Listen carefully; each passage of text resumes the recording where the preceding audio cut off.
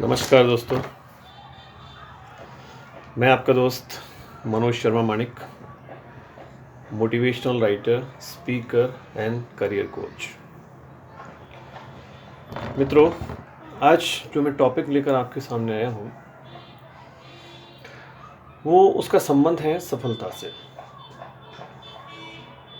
अगर एक लाइन में बोलूँ तो how one can become successful या हाउ टू बी सक्सेसफुल। मेरे द्वारा दिए हुए उदाहरण मात्र प्रेरणादायक होंगे, या आप ये कहिए कि उन उदाहरणों को अगर आप मान लेते हैं या उनको आप केवल अनुसरण करते हैं तो वो सफलता की गारंटी नहीं है, लेकिन सफलता की तरफ ले जाने का एक सही रास्ता जरूर होने वाले हैं।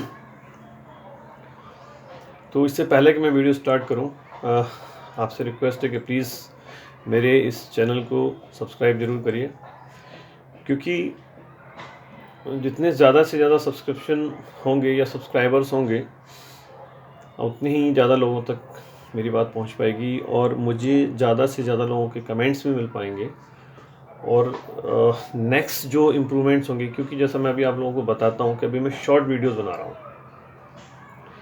केवल ब्रीफ्स बता करके, और बाद में जब एक अच्छा मास सब्सक्रिप्शन मुझे मिलेगा, अभी तो 1000 पार नहीं हुआ, मैं आपसे लोगों से क्यों झूठ बोलूं, तो जब 1000 क्रॉस हो जाऊंगा मैं, और आई होप कि आप लोग मुझे हेल्प करेंगे, उसके बाद में जब लाइव स्ट्रीमिंग रेंज में मैं आ जाऊंगा तो मैं अच्छे कंटेंट भी उसमें जोड़ रहा हूँ और जोड़ूंगा भी।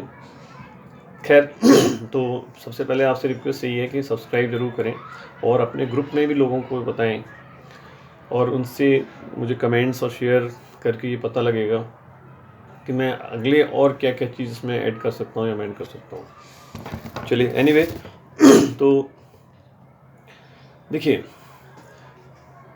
हम मानव योनि में जब हमने जन्म लिया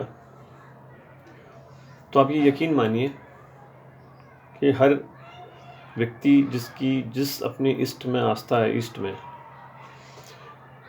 तो ये मान के चलिएगा आप कि हमें किसी उद्देश्य के लिए इस पृथ्वी पर भेजा गया।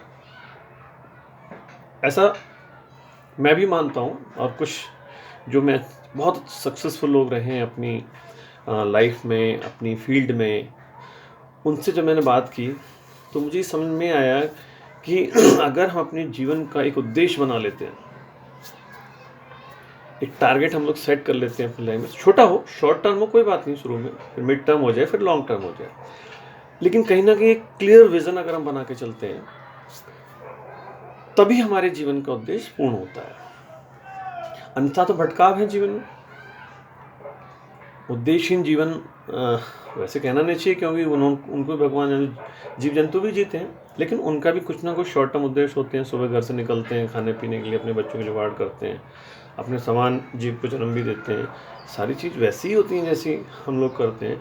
बस कुछ अंतर जो है वो बौद्धिक क्षमताओं का सदुपयोग, और न केवल बौद्धिक क्षमताओं का सदुपयोग बल्कि अपने समाज में उत्तरोत्तर प्रगति के पथ पर अनुसरित होते रहना। तो चलिए मैं स्टार्ट करता हूँ। सफलता प्राप्त करने के लिए सबसे पहला जो मंत्र है वो है हमारी मानसिक शक्ति, मेंटल पावर। उसको हम 2-3 तरीके से अंदर से सबसेक्शन में ले सकते हैं, जैसे पावर ऑफ थिंकिंग, सोचने की शक्ति।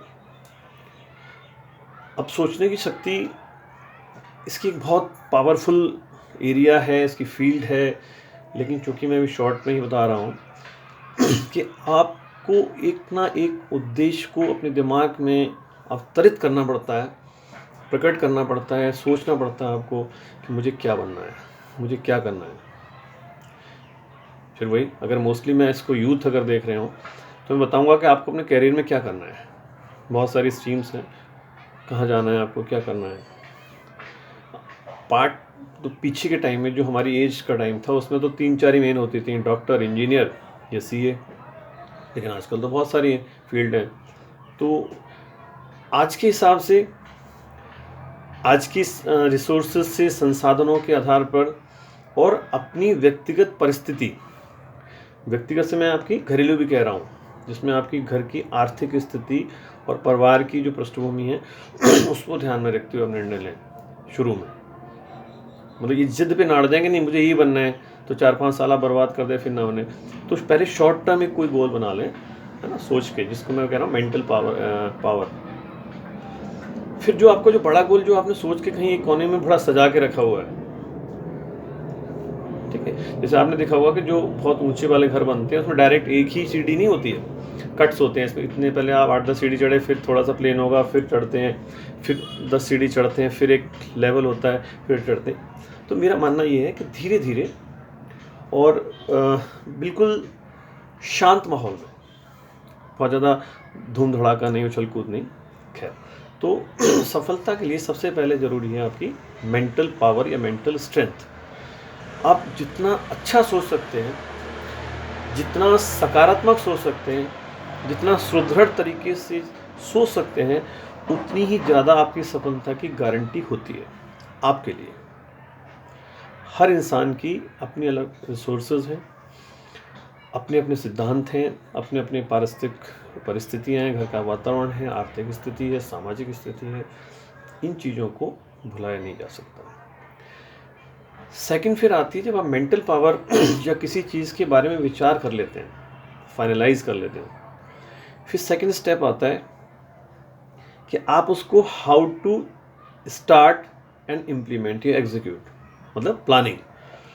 आपने सोच लिया कि मुझे ये करना है, अब उस करने के लिए आपको एक प्लानिंग करनी पड़ेगी। जैसे सपोज आपने सोच लिया मुझे सीए बनना है, आपने अपने सारे रिसोर्स को देख लिया, मेरे घर का वातावरण कैसा है, क्या है, उसके हिसाब से साइंस बैकग्राउंड नहीं है, या मान लीजिए मेरा इंटरेस्ट ही साइंस में नहीं है ना, मेरी फैमिली में बिज़नेस करते हैं लोग ज़्यादातर, सब मेरे फादर के जो फ्रेंड सर्कल हैं वो भी सारे बिजनेस।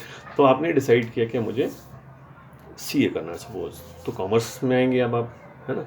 तो सबसे पहले आप क्या करेंगे, अगर आप स्कूल लेवल से हैं, 10th to 12th से हैं, तो कॉमर्स में बीकॉम, एमकॉम या जो भी है तो सीए तो शायद 12th ग्रेजुएशन के बाद या 12th के बाद भी होती है, जैसे भी है वो कॉमर्स के विद्यार्थी जब आप उस लाइन में जाएंगे तो आप लोगों को अच्छी तरीके से पता हो जाएगा। आपने डिसाइड कर लिया मेंटल लेवल से, मेंटल पावर से कि मुझे सीए बनना है। अब सीए के बाद फिर प्लानिंग करिए, सीए कैसे करेंगे, बुक्स के बारे में, स्टडीज़ के बारे में, कोचिंग के बारे में, और जो रिसोर्सेज हैं उनको कलेक्ट कैसे करेंगे आप, ठीक है, वो सारी प्लानिंग। अब आपने प्लानिंग भी कर ली, बुक्स भी ले आए आप, सारा कुछ, अब एग्जीक्यूशन, इम्प्लीमेंटेशन। पढ़ नहीं रहे हैं मान लीजिए, आप सीए नहीं बन पाएंगे। जितना टाइम देना चाहिए सीए की स्टडीज़ के लिए, या आईसी जो भी ICW आपका वो कोर्स होता है, उसके लिए जो उस फील्ड के एक्सपर्ट्स हैं, कोच हैं, गाइड्स हैं, उनसे आप मिलिए, बात करिए, सर रेगुलर मिनिमम कितने दिन की स्टडी हो सकती है, कितने घंटे दिन में हमें पढ़ना है, मतलब रिलेटेड थिंग्स। तो सबसे पहले मेंटल पावर से डिसाइड करना है आपको, डिसीजन मेकिंग पावर जिसके अंदर है, he can become the best person और the best orientation person in the life. जब आपकी निर्णय लेने की शक्ति अच्छी हो तभी तो आप आगे काम करेंगे, तभी तो आपके फॉलोअर्स बनेंगे। आपने डिसाइड कर लिया, आपने प्लानिंग की, आपने एग्जीक्यूशन किया, फिर इस प्लानिंग और इम्प्लीमेंटेशन के पैरेलल एक चीज़ चलती है, एक कंसिस्टेंसी एंड परसिस्टेंसी। सतत प्रयासरत और लगातार उस काम को धीरे धीरे करते हुए रहें। आपने प्लानिंग भी कर ली, इम्प्लीमेंट भी कर रहे हैं, लेकिन रेगुलरिटी नहीं है वहाँ पर। किसी दिन आप 4 घंटे पढ़ लिए, किसी दिन आप 2 ही घंटे पढ़े, फिर बीच में आपने हफ्ते का एक गैप कर दिया, ये भी नहीं होना चाहिए। तो अब सक्सेसफुल का मतलब केवल मैं, अब आप इसको ये मान के ना चले मैं स्टूडेंट्स के लिए बोल रहा हूँ, हर फील्ड में है ये, चाहे पॉलिटिक्स में है, सोशल सर्विसेज में है, या किसी NGO के लिए काम कर रहे हैं, या आप इंडस्ट्रियलिस्ट हैं, बिजनेसमैन हैं, जो भी मार्केटिंग में है, सेल्स में है, ये सब चीज़ें। जैसे कोई सेल्स का बंदा है, 3 दिन तो अच्छे ढंग से उसने, हमें उनसे मिला कस्टमर से, उसका 3 दिन की छुट्टी कर दी, तो वो जो उसने वर्कआउट किया वो एकदम से उसका ग्राफ नीचे आने वाला है। तो फिर उसके बाद में कंसिस्टेंसी एंड परसिस्टेंसी बहुत ज़्यादा ज़रूरी है, सतत प्रयास लगातार करते रहिएगा। फिर तीसरी बात एक आती है ऑब्जर्वेशन। ऑब्जर्वेशन मतलब होता है किसी चीज़ की आप बारीकी से गणना करते रहें, देखते रहें कि जो चीज़ आप पढ़ रहे हैं या जो काम आप कर रहे हैं क्या वो प्रॉपर हो रहा है, क्या वैसा ही होना चाहिए जैसा आप कर रहे हैं। अभी जैसे कुछ लोग IAS वगैरह की तैयारी करते हैं तो मुझसे बात कर रहे होते हैं, मैं उनसे पूछता हूँ कि भाई जैसे अब ऐसा तो नहीं कुछ सिलेबस बदल गया हो, कुछ पैटर्न में चेंज आ गया हो, पहले 2 ऑप्शन होते थे, ऑप्शनल सब्जेक्ट होते अब एक ही रह गया है, मतलब टोटल ढर्रा चेंज हो गया। तो ऑब्जर्वेशन भी करते रहिए आप, और कम्युनिकेशन एंड कन्वर्सेशन भी ज़रूरत है। जैसे सेल्स और मार्केटिंग के लोग होते हैं, बातें करते हैं, फ़ोन मिला देते हैं आपको, सर मैं उस कंपनी से बोल रहा हूँ, अब मेरी आपकी बात हुई थी उस लेवल पे, आपने प्लॉट के लिए बात की थी, आप प्रॉपर्टी सर्च कर रहे हैं, कि आपने देखा होगा रोज आजकल आपके पास फ़ोन आते होंगे। तो ये चीज़ भी बहुत ज़रूरी है, कम्युनिकेशन एंड कन्वर्सेशन बहुत ज़रूरी है। कम्युनिकेट करेंगे किसी को तो कन्वर्सेशन करना ही पड़ेगा। ऑब्जर्वेशन बहुत ज़रूरी है कि क्या जो चीज़ मार्केट में चल रही है वही चीज़ मेरे पास है। मान लीजिए आप पुराने सिलेबस से तैयारी कर रहे हैं या पुराने पैटर्न पर अपनी इंडस्ट्री को चला रहे हैं, आप नई टेक्नोलॉजी अडॉप्ट ही नहीं कर रहे हैं। मॉडर्न टेक्नोलॉजी का ज़माना है, हर 3 महीने में 4 महीने टेक्नोलॉजी बदल रही है। तो ये जो कुछ बेसिक पॉइंट्स हैं, प्लस एक चीज़ और मैं आपको बता दूं कि इन सब के होने के बाद भी एक सेल्फ इंटरोगेशन बहुत ज़रूरी है। ये मेन चीज़ है किसी भी सक्सेसफुल, आप जितने भी बड़े बड़े सक्सेसफुल पर्सन हैं आप उनकी बायोग्राफी वगैरह सब पढ़ के देखिए या उनके इंटरव्यूज़ को सुनिए आप, उसमें सेल्फ इंटरोगेशन, वो अपने खुद के बारे में पूछते रहते हैं। मैं सीख कर रहा हूँ, मैं स्वस्थ हूँ क्या, मेरे पास किसी का बहुत ज़्यादा लोन तो नहीं है, मेरी जो स्टाफ है मेरा वो ठीक से काम कर रहा है कि नहीं कर रहा है, मेरा एनवायरनमेंट कैसा है। कंपेयर करते हैं वो दूसरों से कि मेरे ही फील्ड के जो पैरेलल जो लोग हैं उनसे मैं कहाँ पर खड़ा हूँ, उनके मेरे बीच में क्या प्लस माइनस है। तो सेल्फ इंटरोगेशन, सेल्फ क्वेश्चनिंग बहुत ज़रूरी है सफल होने के लिए। आप ये मत मान के चलिए कि अगर आपने जैसे कोई किसी प्रोडक्शन को 1 साल बहुत अच्छा लेवल पे आपने बहुत अच्छी सेल कर दी, ठीक है, या जैसे आप CA बन गए, अब CA बनने के बाद में आप उसमें और रिसर्च कर ही नहीं रहे, हर रोज़ टैक्सेशन में चेंज आते हैं, सेल टैक्स में, इनकम टैक्स में, GST में, इसमें उसमें चेंज आते ही रहते हैं जो भी इस फील्ड के लोग होंगे। तो सेल्फ इंटरोगेशन बहुत ज़रूरी है। सेल्फ इंटरोगेशन के लिए आपको चारों तरफ गिद्दगी से नज़र रखनी पड़ेगी। एक पुरानी कहावत है ना, काक चेष्टा वकोध्यानम स्वान निद्रा अल्पा हरिग्रह त्यागे तथे विद्या। तो अगर आप ये मान लेते हैं किसी भी लेवल पर जाकर किसी फील्ड में कि आई हैव बिकम टीचर, तो आप समझ लीजिए आपकी प्रोग्रेस रुक गई। और अगर आप ये अपने आप को मना के चलते हैं कि नहीं, I am always student, I have to learn all the time at any age, किसी भी उम्र के किसी भी पड़ाव पर मुझे केवल सीखना है, सीखना है, सीखना है, सीखना है, समझना है, तो 100% you will always be successful. बहुत सारी इंडस्ट्रीज आपने देखा होगा, वो कारण कुछ भी हो उसका, चाहे पॉलिटिकल हो, जैसे कानपुर में धारीवाल है, लाल इमली है, दिल्ली में DCMC, पता नहीं DCM थी क्या थी, दिल्ली मिल क्लॉथ मिल, DCM जो भी थी, इस तरह की फैक्ट्री है। बहुत सारे बड़े बड़े शहरों में, लुधियाना में वूल इंडस्ट्रीज़ हैं, कलकत्ता में बहुत सारी इंडस्ट्री बंद हो गई। रीज़न उसका कुछ भी रहो, पॉलिटिकल रीज़न रहे हों या एडमिनिस्ट्रेटिव रीज़न रहे हों या लेबर स्ट्राइक रही हों, रीज़न जो भी रहो, तो अब ये उन लोगों ने मान लिया था कि भाई हमारा जीवन चल जाएगा 50 साल, 60 साल, 100 साल में ये फैक्ट्री चलाएंगे, तो नहीं हुआ ना उनके साथ। तो अगर वो लोग भी कहीं ना कहीं तो उनसे गलतियां हुई, किसी प्रकार की गलतियां हुई।